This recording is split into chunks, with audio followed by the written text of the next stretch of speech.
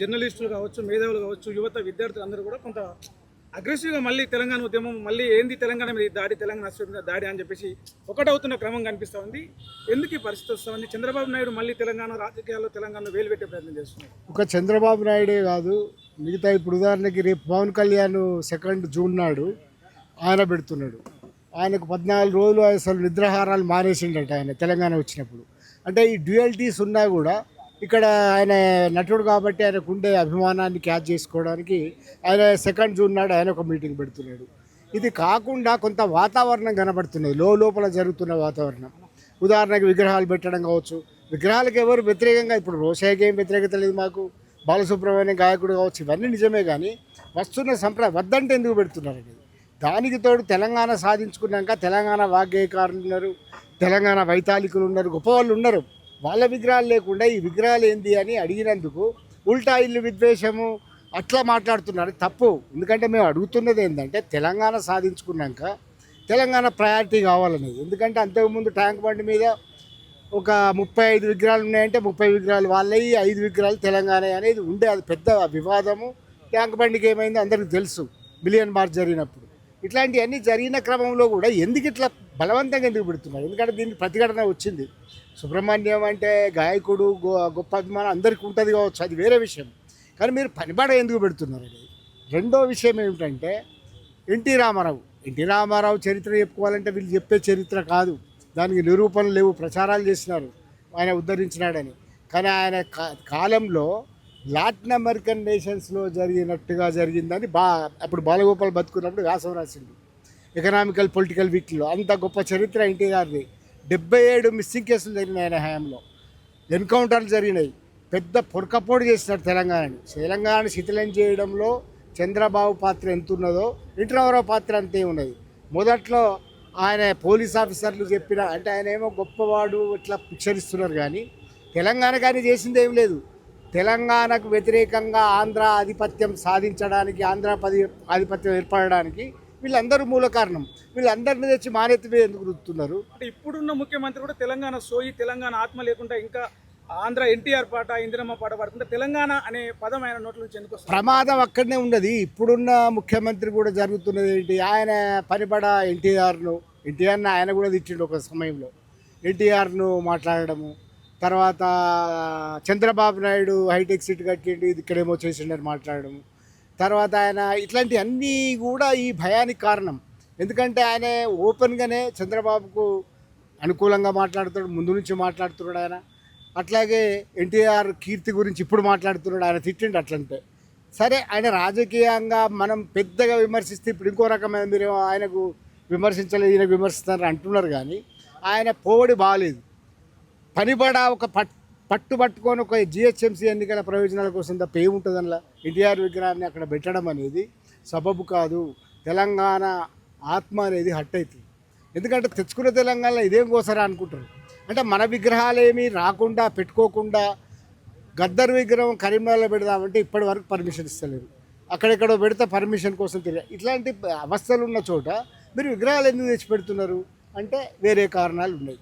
విగ్రహాలు తెచ్చినప్పుడు ఆయన మహానుభావుడు, ఇందిరాగాంధీ మహానుభావురాలు, ఇట్లాంటివి. అంటే తెలంగాణ అనేది ఒక్క తెలంగాణ ఉద్యమంలో అస్తిత్వ ఉద్యమమే కాదు, నిర్బంధాలకు వ్యతిరేకంగా, క్రూరత్వాలకు వ్యతిరేకంగా, అన్నిటికీ మించి ఏదైతే ఒక వాతావరణాన్ని సృష్టించి దోపిడీ జరిగిందో దానికి వ్యతిరేకంగా, ప్రపంచీకరణకు వ్యతిరేకంగా, అట్లాగే నిరంకుశ ప్రజాస్వామ్యాన్ని హరించడానికి వ్యతిరేకంగా ఇన్ని రకాలుగా జరిగింది.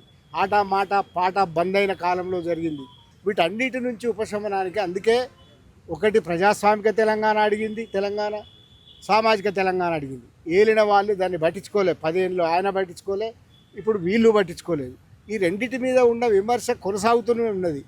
ఇది తెలంగాణ పొరిటిగడ్డ, పోరాటగడ్డ.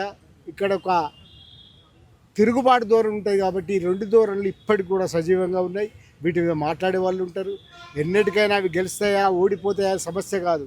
కానీ ఒక క్రిటికల్ తెలంగాణ ఎవాల్యుయేషన్లో, ఎందుకంటే దీనికి సాయుధ పోరాట వారసత్వం ఉంది, నక్సల్బరీ వారసత్వం ఉంది, 3 తెలంగాణ పోరాటాలు, ముల్కీ మొట్టమొదటి తెలంగాణ పోరాటం, రెండో పోరాటం, ఇంత పోరాట వారసత్వం ఉన్న నేర కాబట్టి సామాజిక వికాస క్రమంలో ఇన్ని పోరాటాలు జరిగిన గడ్డ లేదు. ఎందుకంటే దీనికి అట్లాంటి నేచర్ ఉన్న గడ్డ.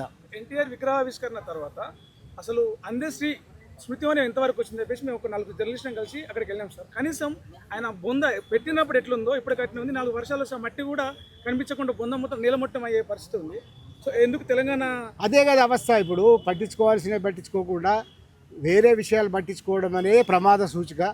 దాంట్లో దీనికి తోడు ఆ బక్కన్ నరసింహులు మాట్లాడడము, చంద్రబాబు మాట్లాడడం, లోకేష్ మేము అక్కడ కూడా అడ్డా పెడతామని మాట్లాడడము, పవన్ కళ్యాణ్ ఏకంగా జూన్ 2 నాడు మళ్ళీ వచ్చి ఆయన మాట్లాడడం, ఇట్లాంటివన్నీ కూడా దీనికి సూచనలు. మోదీ వాళ్ళిద్దరిది హైదరాబాద్లో మాట్లాడడం, హైదరాబాద్లో ఇప్పటికి కూడా వాళ్ళ పెత్తనం నడవడం, భూములు, రియల్ ఎస్టేట్లు, మిగతా మీడియా అన్నీ వాళ్ళే కదా. ఇప్పుడు అవన్నీ జరుగుతున్నాయి పవన్ కళ్యాణ్ వస్తే హైదరాబాద్కు వస్తే అడ్డుకునే దమ్ము తెలంగాణలో ఉందా అని చెప్పేసి అది తెలంగాణ జనసేన ఆ నాయకులు భాషకు నేను పోను. ఎందుకంటే ఇట్లా అడ్డుకొని కొట్లాడే అది ఉంటే మాట్లాడే ధైర్యం ఇవ్వలేదు. తెలంగాణ ఉద్యమంలో ఆ వాతావరణం లేకుండే. ఇప్పుడు కొత్తగా వాతావరణం తెచ్చుకొని కుస్తీ పట్టడం కాదు, దీంతో గెలవాలి. తెలంగాణకు ఆ బుద్ధి ఉంది. వాళ్ళు రెచ్చగొట్టిన వాళ్ళే పోయి కొట్లాటే అది కాదు, వాళ్ళు వచ్చి కొట్లాడరు. మధ్యలో పావులయ్యేది ఆయన అభిమానులు, మనం కాదు కదా. మనకు బుద్ధి ఉంది, అభిమానులకు బుద్ధి ఉండేది. వాళ్ళ ఫ్యాన్స్ అంతా విచిత్రంగా ఉంటారు, వాళ్ళగా మనం కాదు కదా. ఆ స్థాయికి మనం ఎందుకు దిగుతాం. కానీ డెఫినెట్గా ఈ డిజైన్స్ని అడ్డుకుంటాం. మీరు ఏదైతే నక్ష్యాలు వేస్తున్నారో మళ్ళీ ఒకసారి తెలంగాణలో అధికార స్థాపనక, లేకుంటే తెలంగాణలో గందరగోళానిక, లేకుంటే తెలంగాణలో ఈ రాజధాని ఒకటి ఉంది, ఇంకా రాజధాని నిర్మాణం కాలే, ఇట్లాంటి ఐడియాలక ఏందో తెలియదు. కానీ మీరైతే ఇట్లా మామూలుగా ప్రవర్తించడం లేదు, వచ్చిన ఒక రాష్ట్రాన్ని గౌరవించడం లేదు. రాష్ట్రంతో పాటు ఎందుకు తెచ్చుకున్నారో మీరు గుర్తు చేసుకోవడం లేదు. అస్తిత్వం కోసం తెచ్చుకున్నారు. ఈ అస్తిత్వ భావన అనేది ఏందో మీకు గుర్తులేదు. మళ్ళీ అదే మాట మాట్లాడుతున్నారంటేనే ఈ డేంజర్ గురించి ఆలోచిస్తున్నాం. ఇది మేము విడిచిపెట్టే ఇష్యూ లేదు. తెలంగాణ పోరాటానికి ఇంతకుముందు కందుకూరు రమేష్ చెప్పింది ఒక మంచి మాట. ఫస్ట్ సంఘం మాది తెలంగాణ జర్నలిస్ట్ ఫోరం. ఎవ్వరు లేరు అప్పుడు. ఈ జర్నలిస్ట్ ఫోరం వచ్చినాకనే పార్టీ వచ్చింది, జర్నలిస్ట్ ఫోరం వచ్చినాకనే జేఏసీలు వచ్చినాయి. మేము జేఏసీలో భాగం కాలేదు, విడిగానే ఉన్నాం.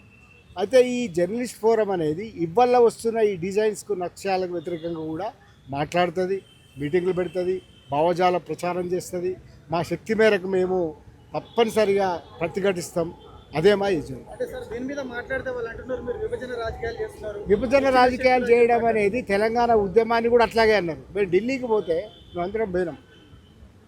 మీరు విచ్ఛిన్నకారులు, మీరు వేర్పాటువాదులు ఇట్లా మొదలుపెట్టినారు. విచ్ఛిన్నకారులు, వేర్పాటువాదులని ఆ ఉద్యమంలో దెబ్బ కొట్టాం మేము. ఇప్పుడు మీరు మాట్లాడితే దానికి మేము లొంగుతాం. మేము విచ్ఛిన్నకారులం కాదు, మీరు విచ్ఛిన్నకారులు, మీరు విద్వేషకారులు. మేము నూతన మానవులు, విముక్తి పొందిన తెలంగాణలో కొత్త సంస్కృతిని, కొత్త అస్తిత్వాన్ని పాదుకొల్పడానికి ప్రయత్నం చేస్తున్న వాళ్ళం. ముందు నుంచి కూడా ఇక్కడికి దాన్ని కాస్మోపాలిటన్ వాతావరణం ఉన్న ఒక సిటీ అనేది ఒక పరంపరగా వస్తున్న ఏమిటిది సామరస్యపూర్వక తెలంగాణ. అట్లాగే ఈ సామరస్యపూర్వక అంటే గంగా జమున తహజీబ్ అంటారు కదా, ఆ తెలంగాణ ఈ విద్వేషాన్ని రెచ్చగొట్టదు. విద్వేషాన్ని మీరు కావాలని రెచ్చగొట్టి ఒక డిస్టర్బెన్స్ క్రియేట్ చేస్తున్నారు. అది చేస్తే తెలంగాణ ఊరుకోదని హెచ్చరించడానికే ఇవాళ మళ్ళొక్కసారి పునరంకిత ప్రకటన చేసిన.